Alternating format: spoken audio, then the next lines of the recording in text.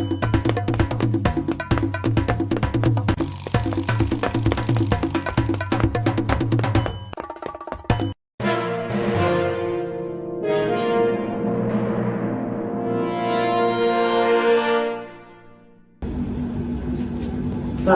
warahmatullahi wabarakatuh. Waalaikumsalam warahmatullahi wabarakatuh. Halo kawan pajak, selamat sore. Berjumpa lagi di acara Jejak Jelajah Pajak. Dalam jejak kali ini sudah memasuki episode ketiga. Dalam episode ini kita akan membahas terkait akuntansi, terkait dengan aktivasi akun Cortex. Nah, di sini bersama saya Rizky dari penyuluh pajak dari KPP Pratama Jakarta Grogol Petamburan, dan juga rekan saya Fuad dari KPP Pratama Jakarta Grogol Petamburan. Baik.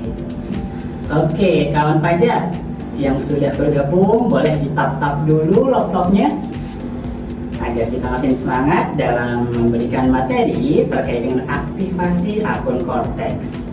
Oke, Mas Fuad, kita di sini nanti akan membahas terkait dengan seberapa penting sih untuk aktivasi akun Cortex itu sendiri. Jadi nanti di sini ada beberapa bahasan yang akan kita bawa. Yang pertama terkait dengan registrasi dan juga aktivasi akun Cortex itu sendiri. Dan yang kedua nanti ada terkait dengan kode otorisasi atau sertifikat elektronik. Oke, kawan pajak, untuk topik yang pertama terkait dengan aktivasi akun Cortex. Mas Fuad, terkait dengan aktivasi, sebetulnya seberapa penting sih kita harus segera melakukan aktivasi akun Cortex? Iya, Mas Rizky ya. Jadi mungkin perlu diketahui dulu ya pemirsa di sini, rekan-rekan pajak semuanya, bahwa Cortex itu apa sih? Cortex itu sebenarnya, jadi Cortex itu sebenarnya adalah sistem administrasi layanan perpajakan yang dikembangkan oleh Direktorat Jenderal Pajak, yang fungsinya nanti akan membantu untuk wajib pajak dalam pelaksanaan kewajiban perpajakannya seperti itu. Nah, sistem ini sebenarnya dikembangkan sebagai salah satu bagian dari proyek pembaruan sistem administrasi perpajakannya Direktorat Jenderal Pajak seperti itu. Nah, tujuannya kenapa sih harus ada perbaikan atau sistem Cortex ini? Yang pertama itu kita anggap sistem yang lama itu sudah cukup ketinggalan zaman ya Mas Rizky ya. Jadi perlu ada modernisasi di situ. Karena apa? Karena wajib pajak selama ini banyak yang melaksanakan kewajiban perpajakannya itu masih secara manual, jadi terpaksa jauh-jauh datang ke KPP. Kalau di Jakarta mungkin masih lingkupnya dekat ya KPP-nya ya, tapi kalau misalnya di daerah ada yang ke KPP-nya itu harus nyebrang pulau dan segala macam, itu kan agak menyulitkan bagi wajib pajak seperti itu. Makanya dengan adanya Cortex ini nantinya wajib pajak dapat mudah sekali untuk ibaratnya mengakses layanan perpajakan seperti itu. Yang kedua itu untuk mengintegrasikan layanan. Jadi dulu sebelum adanya Cortex itu beberapa aplikasi dimiliki oleh DJP Mas Rizky. Jadi misalnya masih untuk terpisah-pisah. Iya betul, untuk pendaftaran kita menggunakan DJP online, kemudian nanti untuk terkait faktur, misalnya faktur aja ada beberapa aplikasi itu yang kita pakai, ada e-faktur, ada web faktur dan lain-lain. Nah, dengan adanya Cortex ini nanti seluruh layanan itu kita gabungkan dalam satu pintu, jadi satu di laman Cortex saja seperti itu. Jadi kurang lebih kalau untuk layanan administrasi itu di Cortex ada sekitar 108 jenis layanan kalau nggak salah itu ya Mas. Banyak ya. Iya, sangat banyak. Jadi mulai dari pendaftaran NPWP sampai nanti misalnya mau mengajukan layanan, mau membayar, mau melapor, ataupun sampai dengan misalnya nanti penghapusan NPWP itu dilaksanakan dalam satu aplikasi saja seperti itu. Oke, baik. Jadi kawan pajak, untuk terkait dengan Cortex ini, semua terkait dengan layanan, kewajiban perpajakan maupun pelaksanaan hak kewajiban perpajakan sudah dilakukan melalui Cortex, yang awalnya terpisah-pisah untuk terkait dengan pendaftaran, kemudian pelaporan, pembayaran, sekarang semuanya dilakukan dalam satu website yaitu Cortex. Sehingga tentunya penting bagi kawan pajak untuk mengetahui dan mengenal Cortex lebih dalam, dan terutama saat ini terkait dengan aktivasi akun Cortex kawan pajak semua. Oke, Mas Suad, terkait dengan aktivasi akun Cortex, mungkin bagi teman dan juga kawan pajak sudah ada yang mengetahui dan mungkin sudah banyak juga yang mengetahui terkait dengan Cortex ini. Tapi mungkin masih ada juga Mas Suad yang masih belum familiar dengan Cortex ini. Untuk website Cortex sendiri diaksesnya lewat mana, Mas Suad? Oke, jadi untuk laman Cortex sendiri, rekan-rekan sahabat pajak semua bisa diakses di cortexdjp.pajak.go.id ya. Jadi pastikan lamannya sudah sesuai, karena tahu sendiri ya sekarang saat ini kan banyak sekali web-web yang tidak sesuai tujuannya gitu Mas. Jadi ada yang memanfaatkan untuk mendapatkan identitas seperti itu. Maka pastikan wajib pajak aksesnya hanya di laman cortexdjp.pajak.go.id. Gitu. Jadi pastikan yang diakses websitenya betul ya, iya, cortexdjp.pajak.go.id. Oke, terus Mas Suad, kalau kita sudah mengakses website cortexdjp.pajak.go.id, nanti kan di situ akan tampil halaman login. Betul. Nah, saya sebagai kawan pajak nih belum tahu nih, saya harus ngapain kalau sudah mengakses cortexdjp.pajak.go.id. Iya. Nah, untuk proses aktivasinya itu gimana? Oke, baik pertanyaannya Mas Rizky ya. Jadi untuk laman pertama kali itu ada beberapa treatment bagi kawan pajak sekalian ya. Jadi yang pertama itu treatment bagi wajib pajak yang memang belum terdaftar atau belum memiliki NPWP, atau kita sebutnya sekarang belum aktivasi NIK menjadi NPWP. Nah, bagi wajib pajak yang calon wajib pajak yang belum mendaftarkan diri, nantinya akan ada opsi untuk mendaftarkan diri dengan klik daftar di sini seperti itu ya. Dan nanti begitu masuk di situ, opsinya adalah opsi registrasi Mas Rizky. Jadi registrasi pendaftaran, apakah itu wajib pajak orang pribadi ataupun badan. Nah, nanti opsinya adalah registrasi pendaftaran NPWP sampai dengan selesai nanti seperti itu. Nah, kemudian opsi kedua itu terkait bagi wajib pajak yang sudah memiliki NPWP atau NIK-nya sudah teraktivasi, tetapi belum pernah akses ke DJP online, jadi atau belum dianggapnya belum punya akun DJP online. Belum punya akun. Betul. Nah, kalau untuk yang belum punya akun, nantinya wajib pajak dapat memilih opsi untuk aktivasi akun seperti itu. Jadi aktivasi akun nanti yang harus dipastikan di situ adalah wajib pajak harus memastikan bahwa untuk datanya sudah sesuai. Data apa yang diperlukan? Yang penting adalah data email dan nomor telepon. Jadi harus sudah terdata di DJP seperti itu. Nah, yang ketiga itu opsi bagi wajib pajak yang sudah memiliki NPWP dan sudah punya akun DJP online. Nah, ini opsinya nanti tinggal pilih saja menu lupa password seperti itu. Jadi lupa password juga sama, nanti yang perlu datanya adalah data email sama nomor telepon. Dipastikan datanya sudah sesuai seperti itu. Kemudian yang terakhir itu terkait dengan wajib pajak yang sebenarnya sudah memiliki NPWP, tapi pada saat opsi registrasi untuk email dan nomor teleponnya tidak ada, kita sebutnya HIN ya, jadi ada petunjuk seperti itu. Jadi NIK-nya tidak terlihat ya. Ya, jadi atau mungkin NIK-nya bisa muncul tapi email sama nomor teleponnya tidak muncul petunjuknya. Nah, seperti itu berarti nanti kita harapkan wajib pajak langsung saja ke KPP terdekat untuk melaksanakan update data terlebih dahulu seperti itu, supaya nanti data email dan nomor telepon diperbarui dan bisa login ke akun Cortex-nya seperti itu. Oke, baik kawan pajak. Jadi pastikan terlebih dahulu kawan pajak ada di posisi atau di kondisi yang mana. Apakah sudah terdaftarkan NPWP?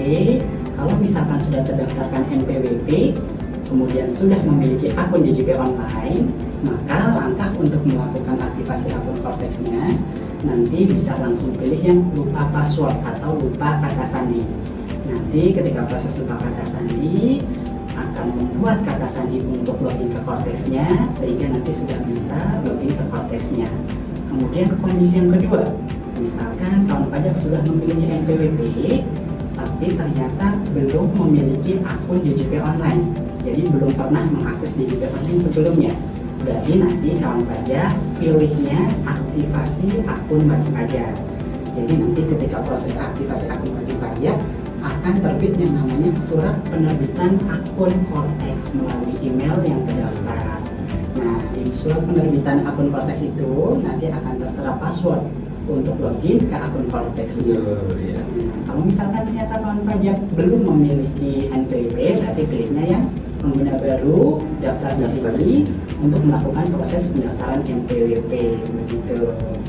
Oke, tadi berarti untuk data-data yang perlu dipersiapkan yang harus ada dari wajib pajak, pastikan emailnya masih bisa digunakan, masih bisa diakses, dan juga nomor handphonenya juga masih bisa dipakai, masih bisa diakses, dan juga ada pulsanya.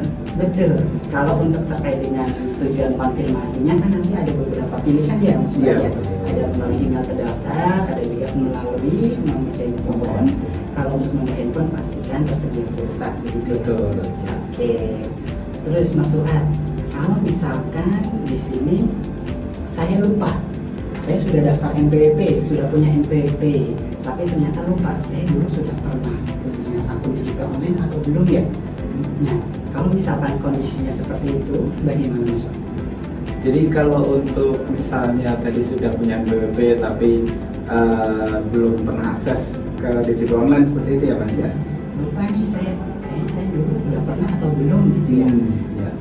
Ya, jadi kalau untuk kasus yang seperti itu sebenarnya nanti kita coba dengan mekanisme reset password terlebih dahulu. Nanti setelah reset password, kita kan masukin nomor NIK ya, NIK 16 digit, kemudian dipastikan apakah wajib pajak bisa memilih salah satu opsi, apakah pengiriman konfirmasi by email ataupun dari nomor telepon melalui SMS seperti itu. Nah, jika nanti untuk data email misalnya kita pilih, ternyata sudah muncul di situ alamat emailnya dan wajib pajaknya tahu, oh ini email saya sudah benar nih. Berarti nanti wajib pajak tinggal ketik saja email yang terdaftar di akun DJP-nya, kemudian nanti konfirmasi by email, atau misalnya taunya informasi nomor telepon saja, berarti wajib pajak bisa memilih yang nomor telepon untuk mendapatkan validasinya seperti itu. Nah, kasusnya misalnya tadi identitas alamat email ataupun nomor teleponnya itu entah tidak muncul ataupun misalnya sudah tidak valid seperti itu ya Mas Rizky ya, itu diharapkan nanti wajib pajak bisa ke KPP untuk ajukan perubahan data terlebih dahulu seperti itu. Oke, nanti kalau misalkan ternyata nomor handphone maupun emailnya sudah tidak bisa diakses atau sudah tidak valid karena memang sudah tidak kita gunakan, nanti kawan pajak bisa ke kantor pelayanan pajak untuk melakukan perubahan data terkait dengan email dan nomor handphone yang digunakan saat ini. Betul. Dan untuk perubahan datanya bisa di KPP terdekat ya. Kak, ada pertanyaan. Harus datang ke KPP atau bisa online, Kak? Oke. Untuk terkait dengan aktivasi akun Cortex-nya ini ya berarti ya. Oke, kalau untuk terkait dengan aktivasi akun Cortex, kawan pajak bisa dilakukan secara online. Jadi tidak perlu datang ke KPP. Nah, tapi ketika melakukan proses aktivasi akun Cortex secara online, yang perlu dipastikan tadi ya, yang pertama email yang digunakan atau yang terdaftar sudah sesuai dengan email yang kawan pajak gunakan saat ini, atau juga di sini terkait dengan nomor handphone yang digunakan, pastikan sesuai ya yang terdaftar dengan yang digunakan saat ini. Nah, jadi kalau misalkan kedua data itu terpenuhi, kawan pajak bisa langsung melalui cortex.djp.pajak.go.id untuk melakukan proses aktivasi akun Cortex-nya. Jadi tidak perlu melalui kantor pelayanan pajak seperti itu. Ya. Oke.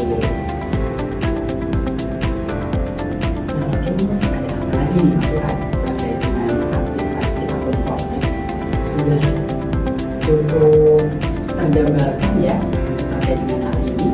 Oke, Cortex sepertinya sudah semua ya sudah dibahas ya aktivasinya. Jadi kalau sudah berhasil aktivasi akun Cortex secara otomatis berarti kita sudah bisa login ke akun Cortex-nya. Nah, karena ini sebagai pintu gitu ya untuk login ke akun Cortex. Setelah kita berhasil login ke akun Cortex, hal terpenting apa lagi nih yang harus kawan pajak lakukan?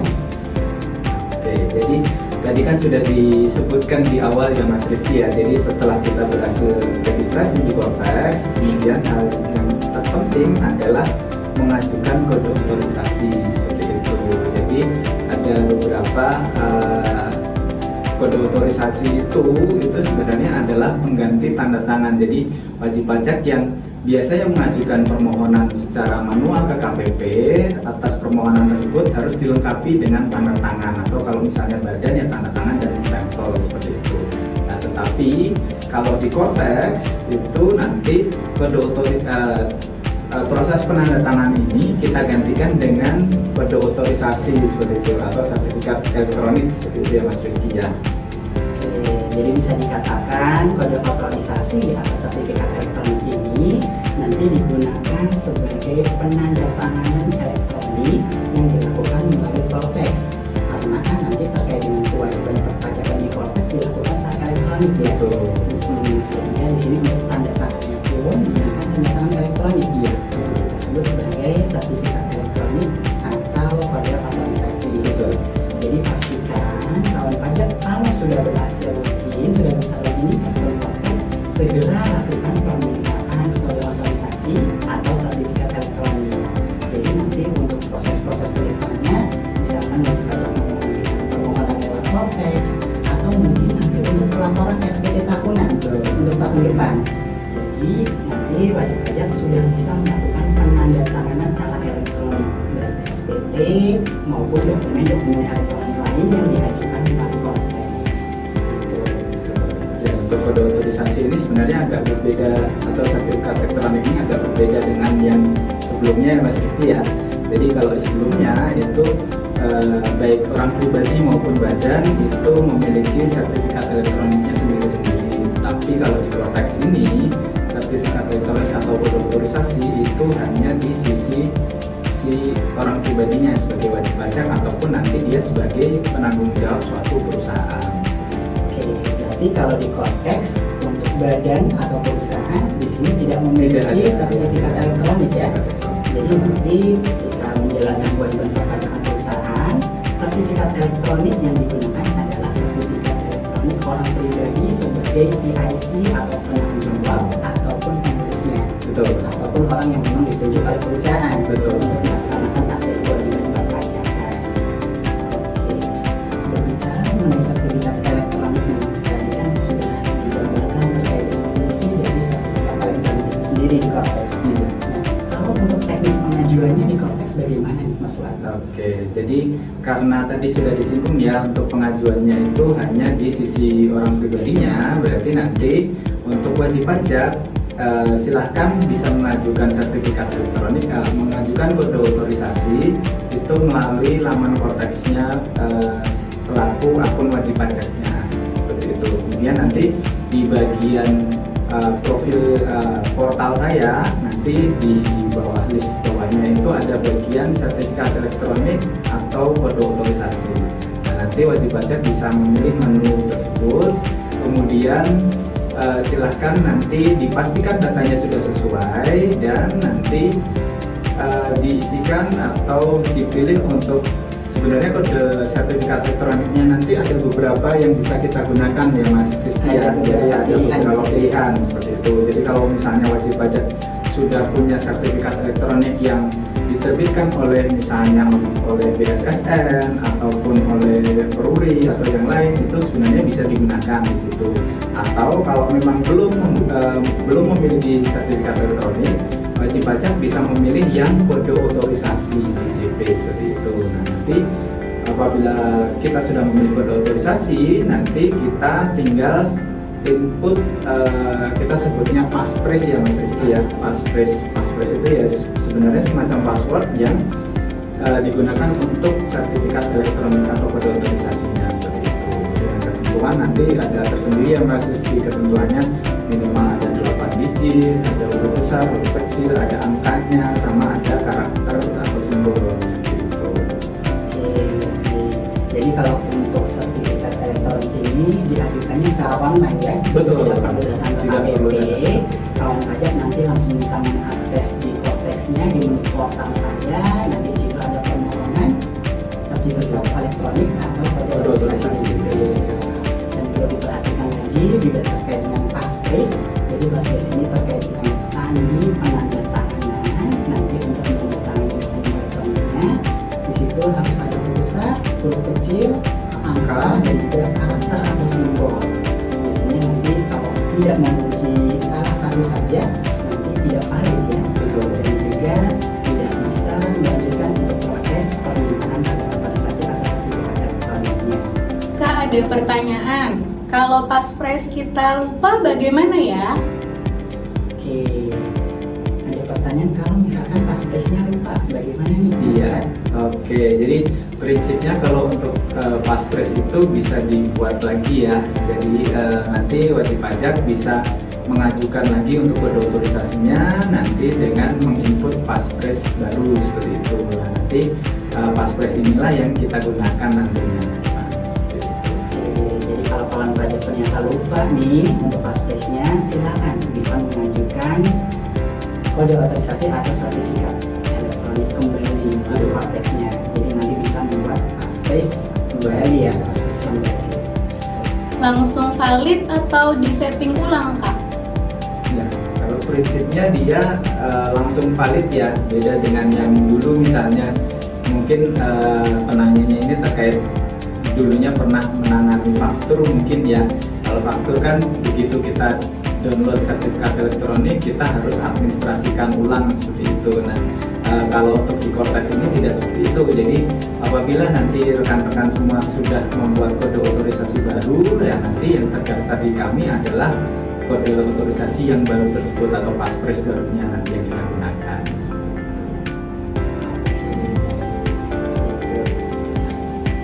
Oke, apa lagi nih Mas Fuad kira-kira terkait dengan aplikasi ini tadi sudah ya, terus kode otorisasi juga sudah. Betul. Kira-kira. Kalau untuk bahasan kita kayaknya sudah dua itu ya.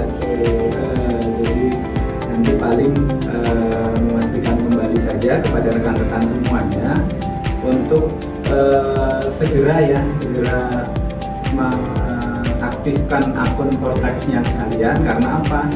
Sejak mulai tahun 2025 ini masa Januari sebenarnya untuk pelaporan ataupun pelaksanaan kewajiban perpajakannya itu sudah menggunakan Cortex. Jadi nantinya di SPT tahunan 2025 itu juga menggunakan akun Cortex-nya. Jadi ke depan kita juga sudah menyiapkan juga ya untuk edukasi terkait dengan pelaporan SPT tahunan ya Mas Rizky ya. Itu dan nanti kunci untuk pelaporan itu nanti harus sudah bisa aktivasi atau sudah punya akun Cortex terlebih dahulu. Jadi sangat penting nih Mas Rizky nih untuk bisa aktivasi ya. Betul. Karena kalau misalkan kita belum aktivasi, kita belum bisa nih melaksanakan kewajiban perpajakan kita melalui Cortex. Betul. Ya, apalagi sudah berapa bulan lagi nih menuju akhir tahun ya di tahun ini dan akan mulai pelaporan SPT tahunan. Nah, untuk itu penting sekali bagi kawan pajak untuk segera melakukan aktivasi akun Cortex dan juga meminta kode otorisasi atau sertifikat elektronik. Mungkin bagi kawan pajak, mungkin keluarganya, teman-temannya yang belum melakukan aktivasi maupun permintaan sertifikat elektronik, boleh diajak ya untuk segera melakukan proses tersebut.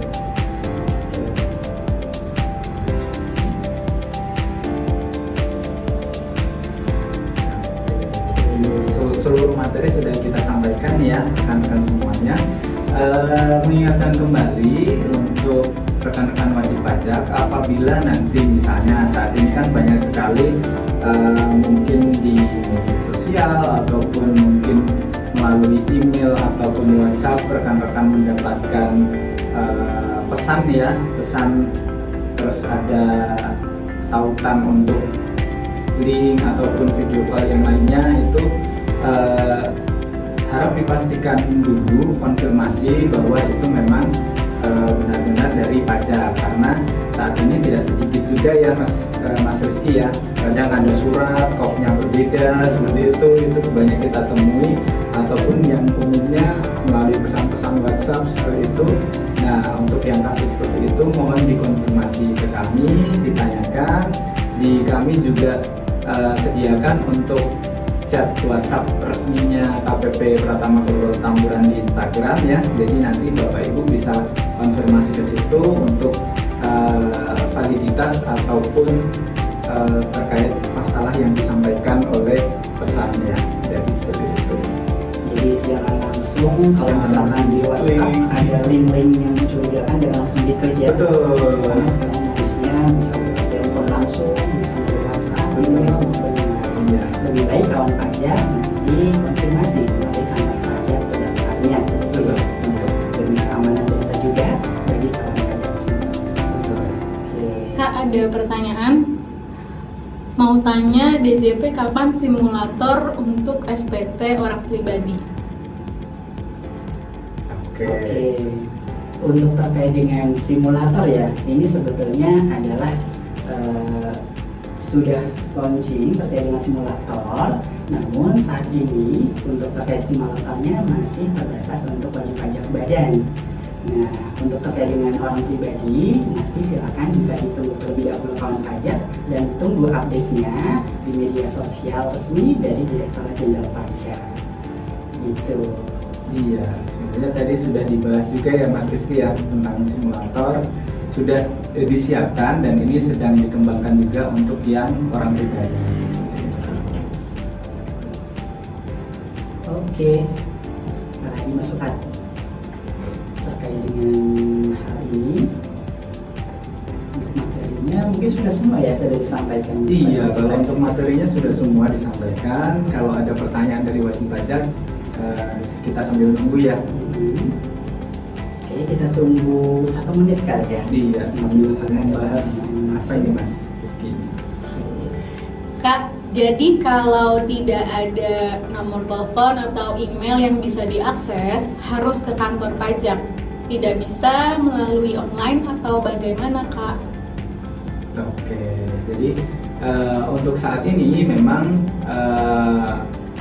kebijakan yang disampaikan itu untuk perubahan data tetap melalui KPP terdekat ya. Jadi tidak bisa melalui online seperti itu. Kalau dulu kan pada saat online itu dibuka untuk yang pada saat pandemi COVID saja ya. Jadi itu diberikan kebijakan, tapi saat ini untuk perubahan datanya itu tetap harus ke KPP terdekat seperti itu. Bisa dikuasakan, Kak? Nah, kalau untuk terkait kuasa gimana Mas Rizky? Oke, kalau untuk perubahan data ya, Betul. kalau terkait dengan perubahan data, sebetulnya itu secara ketentuan juga bisa ya dikuasakan untuk perubahan datanya. Jadi silakan disertakan untuk surat kuasa apabila memang dikuasakan. Jadi kalau memang terkait dengan perubahan datanya nih, data email maupun nomor telepon untuk dikuasakan dipersilakan. Oke, baik. Ya, mungkin itu semua sudah kita sampaikan ya, Mas Rizky ya. Jadi terkait aktivasi, juga terkait tadi kode otorisasi, seperti itu sudah disampaikan semua. Nah, berikutnya mungkin kita akan membahas terkait dengan yang SPT tadi ya. Kita siapkan dulu untuk simulasinya. Itu saat ini sudah dikembangkan. Untuk yang SPT tahunan badan kita sudah launching tadi, sudah bisa kita akses.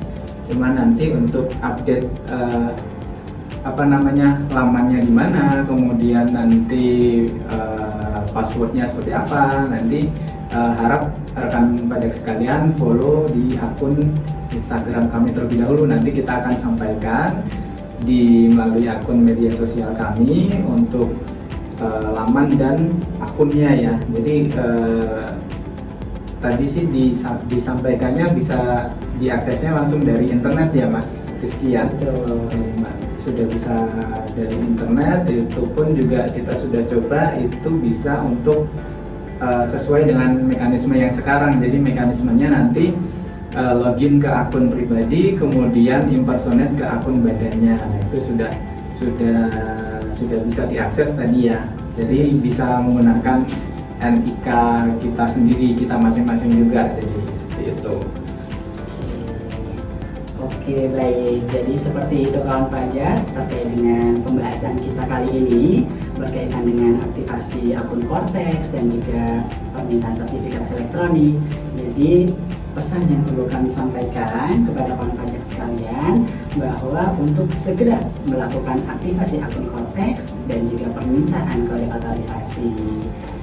Dan hati-hati juga terkait dengan adanya penipuan ya. Betul. Penipuan yang mengatasnamakan DJP. Apabila menemukan pesan yang mencurigakan dan tidak terpercaya, kawan pajak bisa langsung menghubungi KPP terdekatnya. Seperti itu Mas Fajar. Iya betul. Oke. Baik kawan pajak, untuk terkait dengan pembahasan kita sudah sampai di penghujung acara. Untuk itu terkait dengan jejak kali ini kita tutup terlebih dahulu, dan jangan lupa saksikan episode berikutnya terkait dengan jejak jelajah pajak dari KPP Pratama Jakarta Global Petamburan. Kami akhiri. Assalamualaikum warahmatullahi wabarakatuh.